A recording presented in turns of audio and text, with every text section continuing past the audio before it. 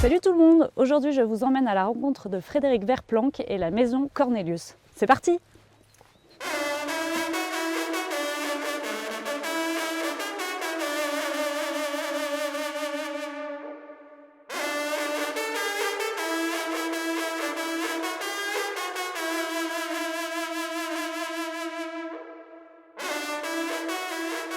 Salut Frédéric! Salut Jeanne!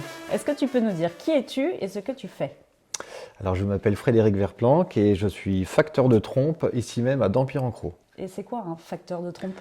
Un facteur de trompe, c'est un fabricant de trompes de chasse. Et puisqu'on appelle facteur les fabricants d'instruments, globalement les instruments à vent, puisqu'on est dans le domaine de la facture instrumentale. Alors c'est vraiment les hasards de la vie qui m'ont amené à ce métier, puisque j'adorais l'instrument depuis tout petit, mais je ne connaissais pas de sonneur. Et c'est seulement vers mes 16-17 ans que j'ai rencontré le premier sonneur, vers qui j'ai tout de suite été, où j'ai vite emboîté le pas après dans l'apprentissage de l'instrument pour sonner de la trompe de chasse. Et une fois, après avoir passé mon bac, j'ai vu une annonce dans le petit journal local de Cosne-sur-Loire, comme quoi Gilbert Cornelius cherchait quelqu'un à embaucher pour l'aider à fabriquer des trompes. Après lui avoir envoyé une lettre de motivation et après avoir eu son appel, j'ai vu la porte un peu entrouverte et j'ai tout fait pour que ça puisse fonctionner malgré ne pas avoir de formation dans le métier.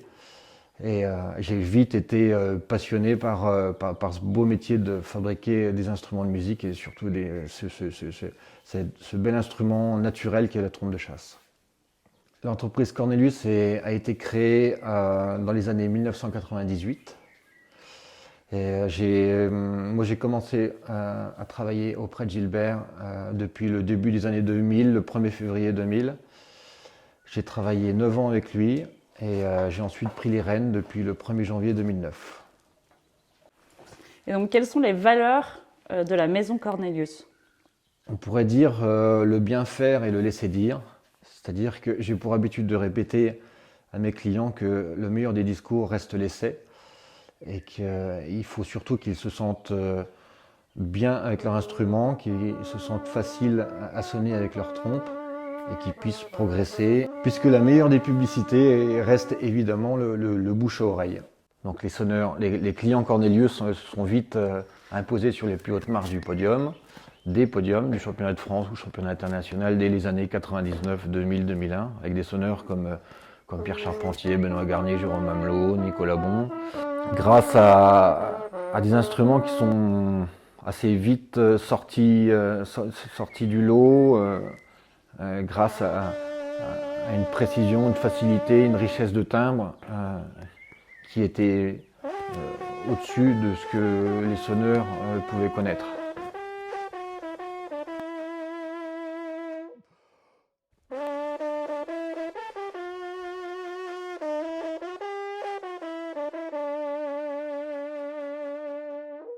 Dans mes clients, il existe deux types de sonneurs.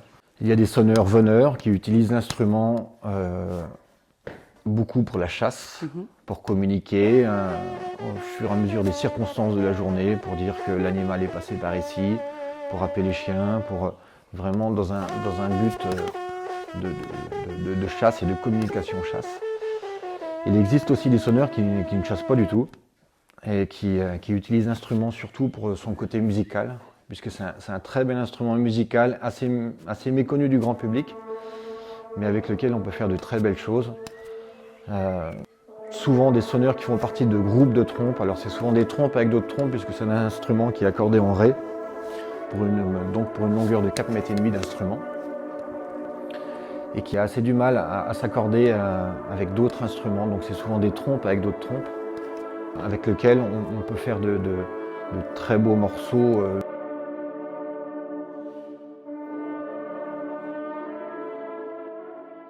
Un morceau de trompe s'appelle une fanfare.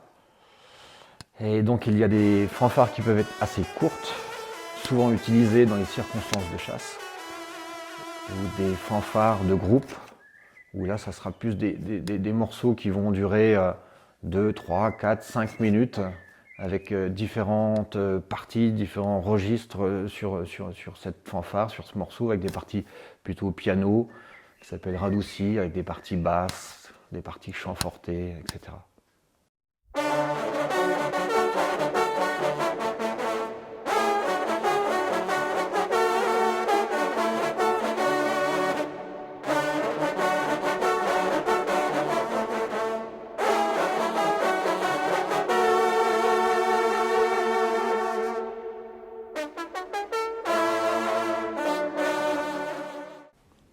Donc là, Frédéric, tu fais quoi? Là, je trace les différentes parties à former.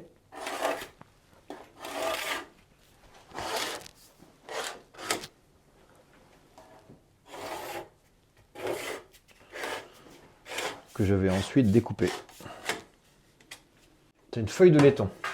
D'accord. Alors, on parle de l'instrument de la famille des cuivres.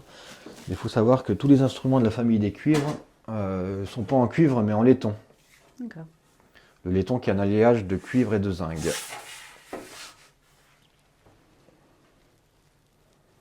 Il y a des parties qui sont en feuilles, il y a des parties qui sont en rouleau.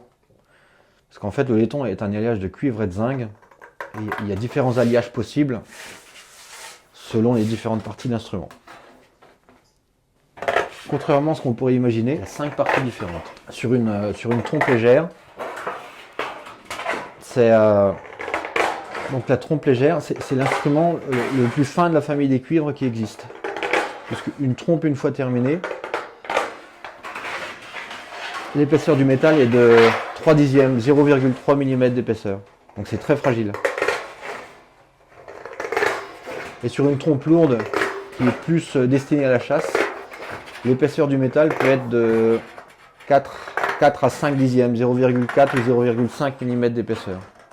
Ça reste des instruments qui sont assez fragiles. D'accord. L'épaisseur va jouer un petit peu sur le son, oui.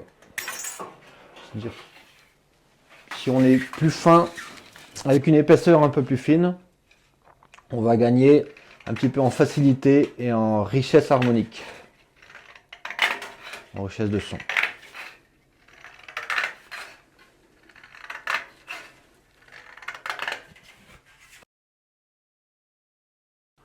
Représente la flèche qui est située juste au-dessus du pavillon. Et là, je vais mettre en forme tout de suite cette partie.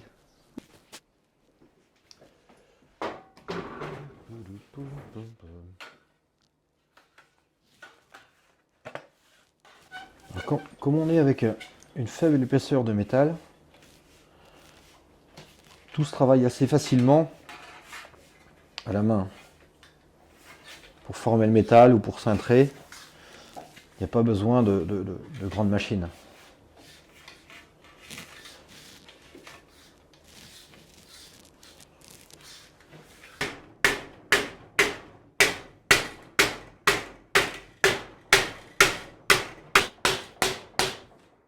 On a souvent ce type d'outil dans les mains qui s'appelle un lissoir, qui sert à travailler le métal, former le métal.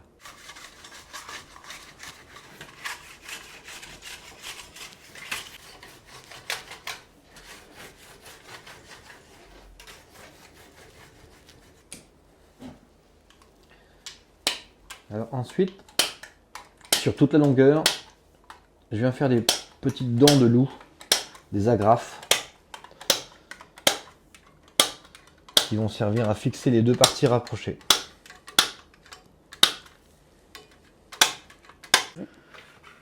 Donc cette partie de flèche que je suis en train de réaliser représente cette partie-là de l'instrument, la partie qui vient après le pavillon.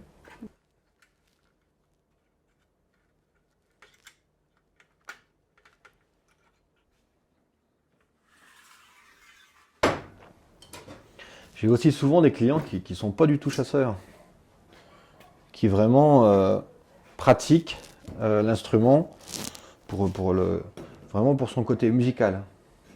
Pas la majorité, non. Mais en fait, la majorité des trompes que je vends, c'est pour le côté musique de l'instrument. Après, ils sont chasseurs ou pas chasseurs, mais ça reste souvent des sonneurs concours, des sonneurs qui font partie de groupes, etc. Et je pense que des trompes qui sont utilisées vraiment purement pour la chasse et la vénerie, ça reste 10-15% des trompes que je peux faire, quoi.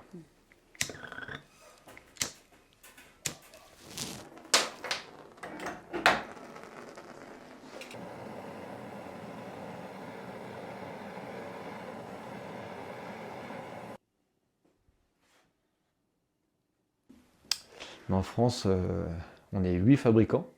Et la base de notre fabrication, ce qui a pu vite nous démarquer des autres, c'est qu'il y a eu une approche scientifique, il y a une recherche qui a été faite dans un institut de recherche, le PFL de Lausanne, pour mettre au point un instrument qui ait un bon son et surtout un bon rendement, avec un instrument qui soit moins physique et donc plus facile, avec plus de facilité et plus confortable. 70-80% des trompes que je fais sont des trompes légères, qui sont vraiment, les trompes légères sont essentiellement utilisées pour l'aspect musical de l'instrument. Ces trompes légères correspondent à mon modèle de trompe, modèle Ivoire, qui correspond à... Le nom Ivoire vient du massif forestier de la forêt d'Ivoire qui est situé juste derrière l'atelier. Et ensuite, là, ce que je suis en train de faire, c'est une flèche qui va être montée et adaptée sur un modèle vieux chef. En fait, c'est la même fabrication que un modèle Ivoire, mais avec un métal plus épais qui va être plus adapté à être utilisé à la chasse ou pour les débutants. Ou pour les débutants, puisque une trompe un peu plus épaisse peut être un peu plus simple d'apprentissage de par le fait qu'il y a moins besoin de précision sur la mise en pression pour trouver les bonnes notes. Pour fabriquer une trompe, il faut compter entre 25, un bon 25 heures, entre 25 et 30 heures de travail.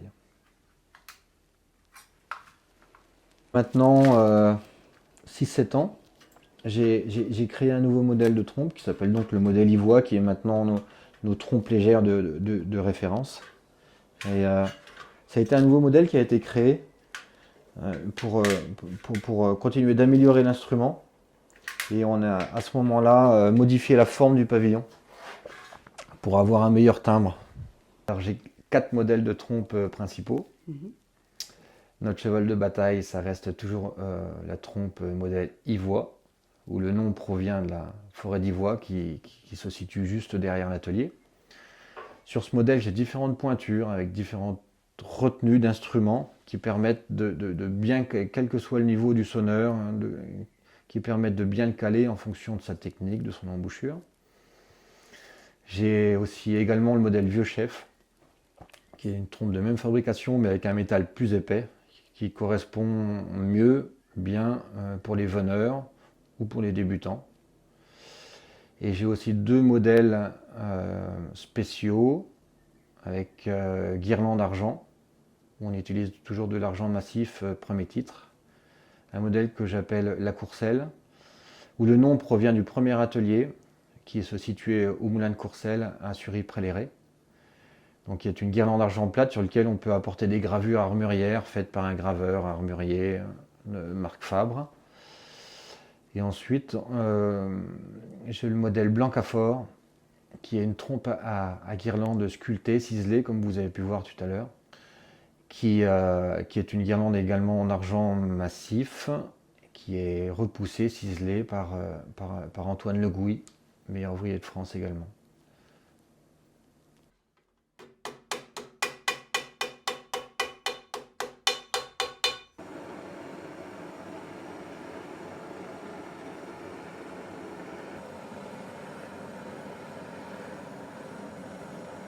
Et pas forcément de créer de nouveaux modèles pour mieux vendre, etc.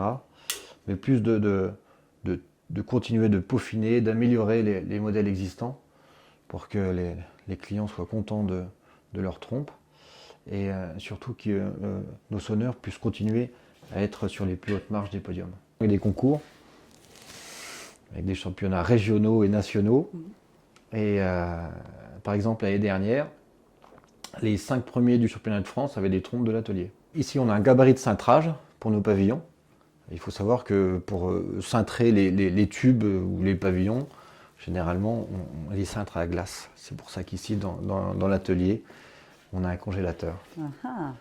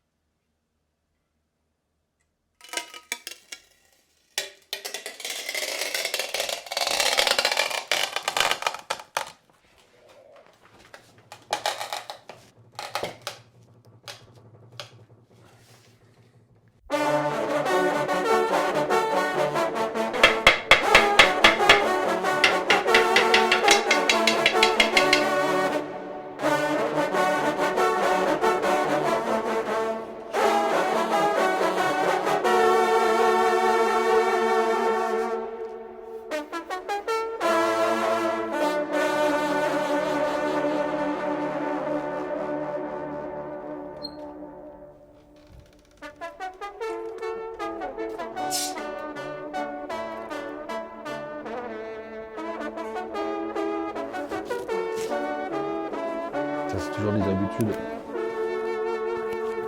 de protection qu'on met à chaque fois.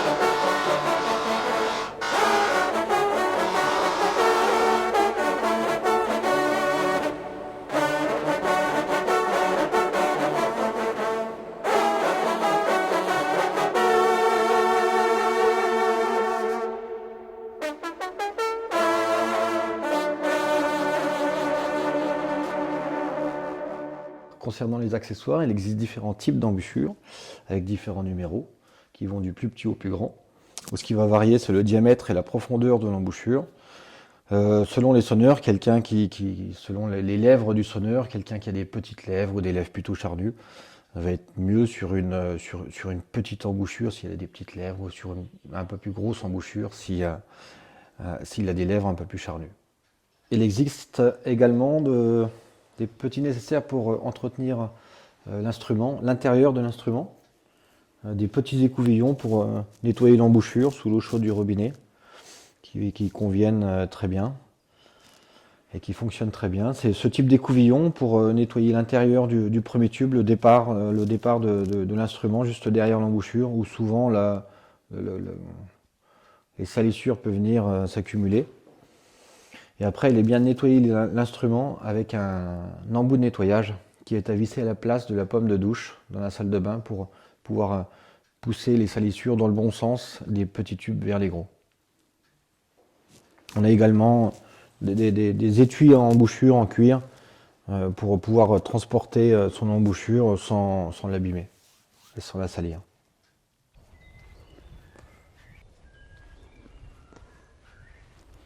Alors le meilleur est bien sûr de pouvoir venir ici à l'atelier, au milieu des bois, puisque on a la tranquillité et le calme pour pouvoir bien découvrir l'atelier, les instruments et surtout pour pouvoir bien essayer. Ou sinon je suis également présent sur différentes expositions, surtout sur la période printemps-été, surtout sur les principaux rassemblements de sonneurs de trompe, les différents concours de trompe régionaux ou nationaux et sur quelques stages de trompe également. Vous pouvez également me retrouver sur mon site internet et sur ma page Facebook. Bon Frédéric, un grand merci. Toute l'équipe Nature Doc te remercie pour le partage de ta passion et de ton savoir-faire, qui est magnifique d'ailleurs. Ok, merci. Merci à toi pour ta venue et la curiosité de découvrir mon univers. C'était une belle journée, on va te suivre de près du coup et on a hâte de te voir sur les salons et sur la suite de l'évolution de la maison Cornelius. Merci beaucoup, vous êtes les bienvenus quand vous voulez.